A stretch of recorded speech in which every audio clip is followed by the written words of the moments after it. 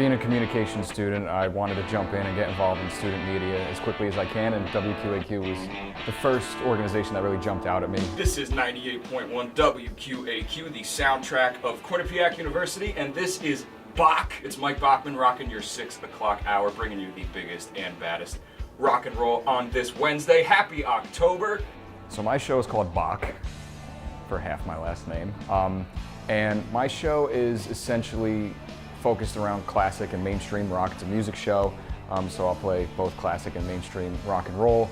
I'll also, talk about any news related going on in music. I also touch on sports a little bit. So primarily anyone who's interested in rock and roll, I kind of made my show around different radio stations that I listen to back home, being that rock and roll is probably my favorite genre and the genre that I know best about.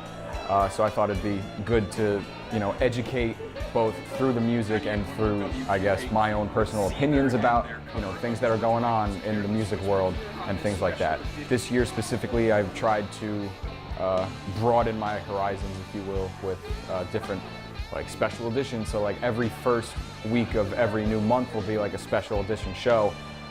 So whether it's strictly covers or strictly 90s or strictly classic, strictly mainstream, things like that, is something different that I've kind of helped elevate the show a little bit this year. I grew up surrounded by music and rock and roll in general. Over the years, I like to think that I've developed an appreciation for a lot of different music, but rock and roll being things that I kind of grew up surrounded by, I just thought would be a good outlet to kind of share with the rest of the Quinnipiac community. I've been in a few bands in high school. The latter half of high school, my buddy and I, we got together, bought an acoustic guitar. He's all self-taught, so we do a lot of singer-songwriter stuff.